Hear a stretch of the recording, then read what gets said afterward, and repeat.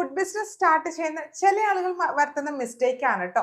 നമ്മളുടെ രുചിക്ക് അനുസരിച്ചുള്ള food items മാർക്കറ്റിലോട്ട് എത്തിക്കുക എന്നുള്ളത്. അങ്ങനെ പറഞ്ഞാൽ നിങ്ങൾക്ക് മനസ്സിലാവില്ല. ഞാൻ ജസ്റ്റ് ഒരു ഉദാഹരണം പറയാം. ഇപ്പോൾ ഒരു കേക്ക് ബിസിനസ് സ്റ്റാർട്ട് ചെയ്യുന്ന ആളാന്നിരിക്കട്ടെ, ആൾക്ക് ക്രീം ഭയങ്കര ഇഷ്ടമാണ്. എന്നാൽ ആളുടെ കസ്റ്റമേഴ്സിന് വലിയ രീതിയിൽ ഒരു ക്രീം ഒന്നും ഇഷ്ടാകണമെന്നില്ല. വളരെ നല്ല രീതിയിൽ ക്രീം ഒക്കെ സെറ്റ് ചെയ്തിട്ടാണ് ഈ ഒരു ഐറ്റംസ് അവരുടെ ബേക്കറിയിലൊക്കെ എത്തിക്കുന്നതെങ്കിലോ തീർച്ചയായിട്ടും സെയിൽ കുറയാനായിട്ടുള്ള സാധ്യതയുണ്ട് അല്ലേ.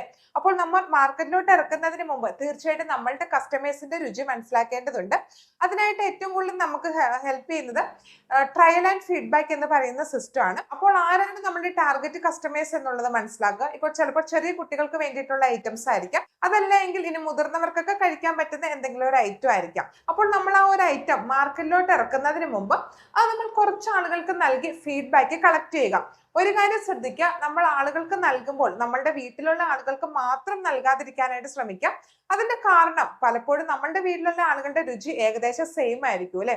നമ്മളുടെ വീടിന്റെ അടുത്തുള്ളവര്, അതല്ലെങ്കിൽ മറ്റു ജില്ലയിലുള്ള നമ്മളുടെ ഫ്രണ്ട്സ് ഉണ്ടെങ്കിൽ അവർക്ക്, അങ്ങനെ വളരെ വ്യത്യസ്തരായിട്ടുള്ള ആളുകൾക്ക്, നമ്മളുടെ കസ്റ്റമർ കാറ്റഗറിയിൽ വരുന്ന ആളുകൾക്ക് നമ്മളുടെ ഫുഡ് ഐറ്റം ഒന്ന് ടെസ്റ്റ് ചെയ്യാനായിട്ട് നൽകുക.